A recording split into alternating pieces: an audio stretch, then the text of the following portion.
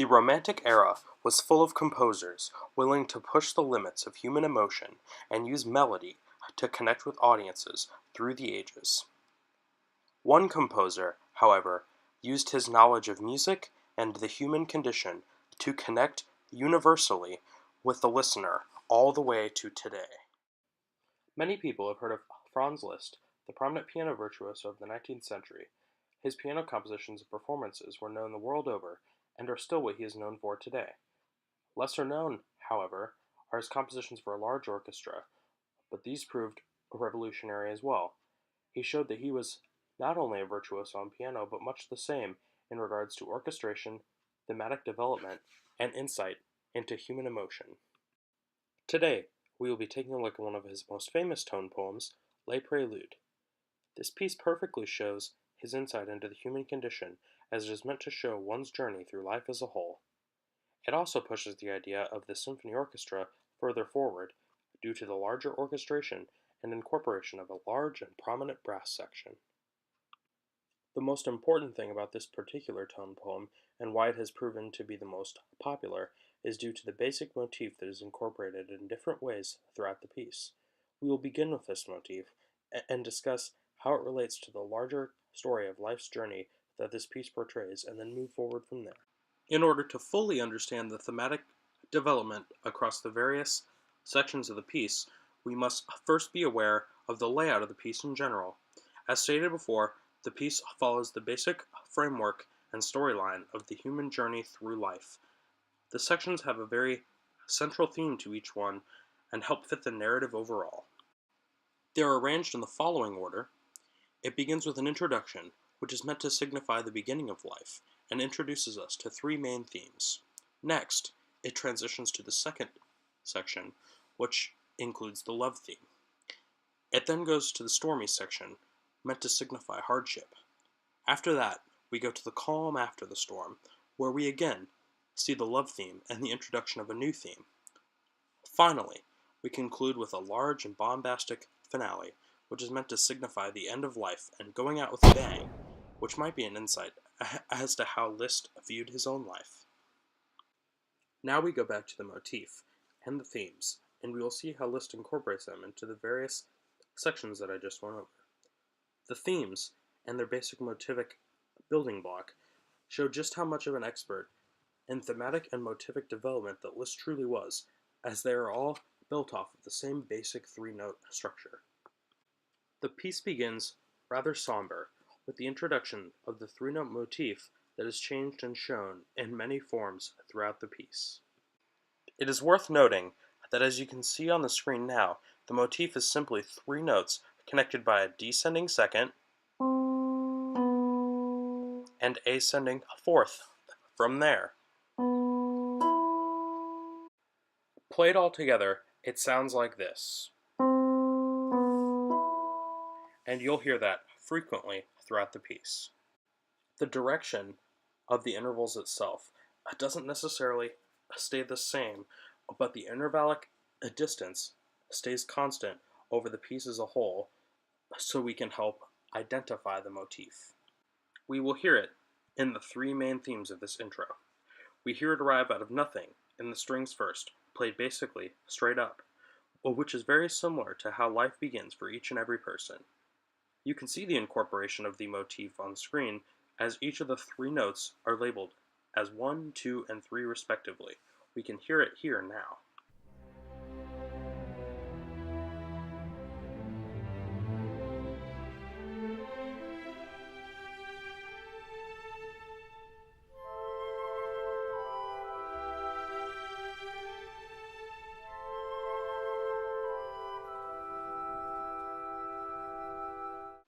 We see it as well with different instruments, as the first three notes played by the brass section in a short fanfare, which you can see on the screen now.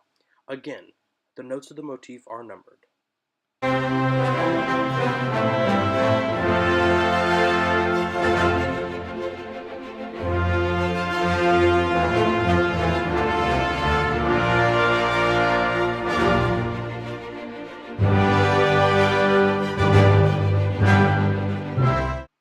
Lastly, for the introduction, we see after the brass finishes their fanfare a new theme that again incorporates the three-note motif. We can hear that now.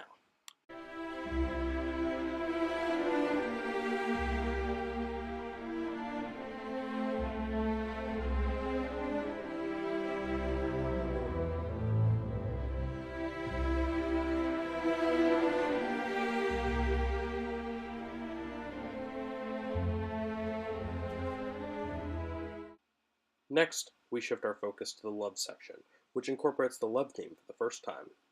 The love theme is now currently displayed on the screen, and as you can see, the notes of the motif are numbered, and rather than being played straight next to each other like in the intro, it is over the course of the melodic line and is more implied than before.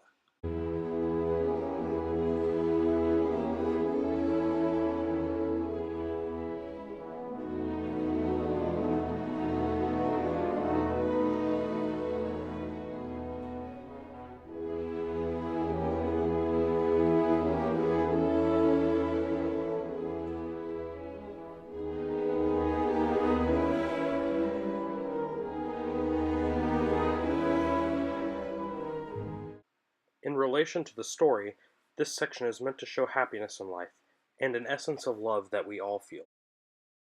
In sharp contrast to the love section is our next section, the stormy part. This section is meant to put our many tough times into musical feeling. The lines get more chaotic and range gets lower, and lets the listener feel very uneasy, like we all do at certain times in our life. As you will be able to hear, the stormy section does not exactly incorporate the motif into a large sectional melody, but it is often heard in fragments throughout, and oftentimes it is played straight up by various instruments, from the brass to the strings.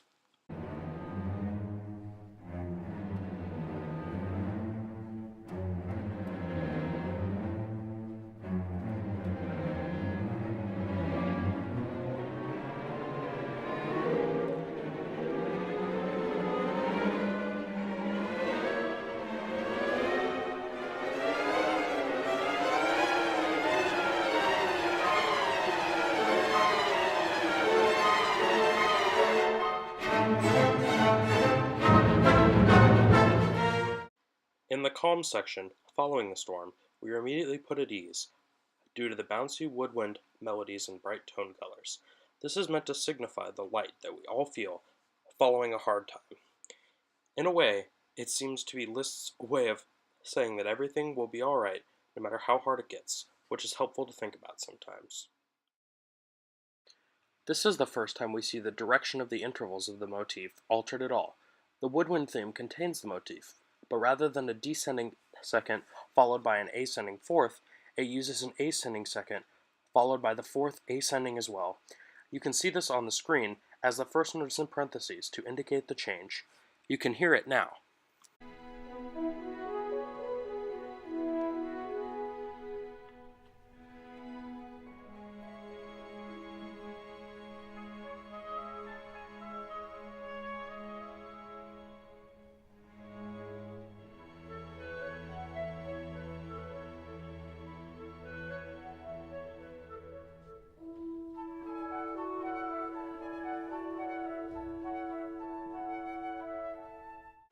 The ending section, or the conclusion, is where the thematic and story elements of the piece really get interesting. We see many previous themes from earlier in the piece being played again, only this time much louder and with much more tutti moments across the orchestra. The brass fanfare theme in particular is very prominent in this section and can be seen multiple ways. One way it could be analyzed, in terms of the story behind the piece, would be reminiscent to the beginning of life, when you are staring at the end of yours. Another possibility would be to analyze the bombastic and triumphant ending as if it is Liszt himself portraying how he wants his own life to end. This seems perfectly reasonable, seeing that Liszt was a person who is often seen as larger than life and often lived life to its fullest. Perhaps it was capturing his own bombastic life and how he would want it to end. Now we will listen to the finale, and you can hear for yourself how it all comes together, and you can decide how to feel on your own.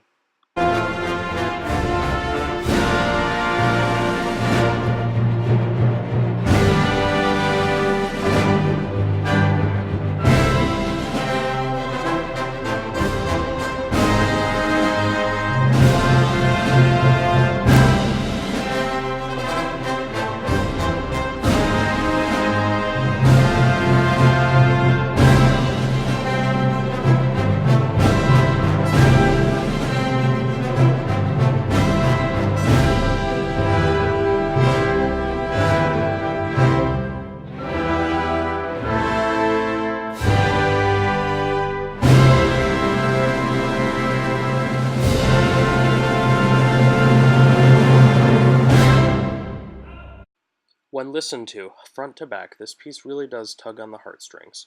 I first played it with my youth orchestra, as it was actually the first piece I ever played with an orchestra. It pops up every couple of years in my playing schedule, and I reminisce as well as fall in love all over again. It's hard to say if it is simply the catchy themes and motivic development that make it fun to play and listen to, or if it is the deeper meaning behind the piece and the comment it makes regarding life's journey that makes us connect to it on a deeper level. Now that we've seen how his thematic and motivic development have pushed this particular piece forward, why don't we now see how this piece has pushed the genre forward? We can first look at his instrumentation. In this era, the other major composers of the time used similar instrumentation, but instrumental groups like the low brass and basses were often used only for complementary reasons and very rarely given a standout role. Liszt changed this by making sure they played the themes and harmonies that were critical to the piece's development. It was also important for Liszt to compose a tone poem at this particular moment in history. At this time, Richard Strauss largely controlled the genre, and having another composer with Franz Liszt's name recognition could only help bring the genre to a similar light that concertos and symphonies have reached. Perhaps the most important thing that this piece accomplished, however, was to show that performers didn't have to be mindless robots to just merely do what they see on paper. Liszt was a technical virtuoso, and many saw him as a devilish character, but we can see, through the heartfelt writing here, that he was anything but. Virtuoso performers are often expected to produce at high levels every single day, without regard for their emotion or humanity. Liszt has shown that the definition of virtuoso doesn't just apply to technical proficiency on your instrument, but instead, mastery in any field or ability. This can be seen, especially today, with Kendrick Lamar winning the Pulitzer Prize in music. He becomes the first non-jazz or classical musician to capture this award.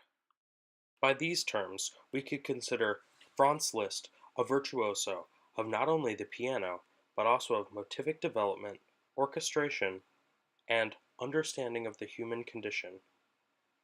Perhaps this is why he has transcended time and is still heard in iPods, concert halls, and particularly classrooms all around the world.